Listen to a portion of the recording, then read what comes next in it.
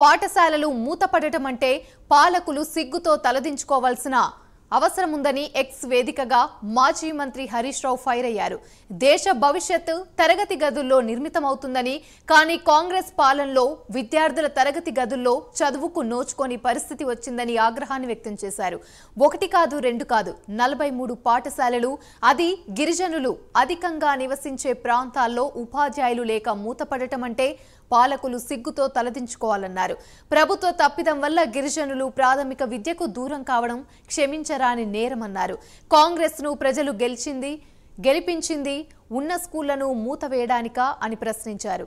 ఇప్పటికైనా ప్రభుత్వం మేల్కొని మూతపడ్డ 43 ప్రభుత్వ పాఠశాలలను వెంటనే తెరిపించాలని డిమాండ్ చేశారు.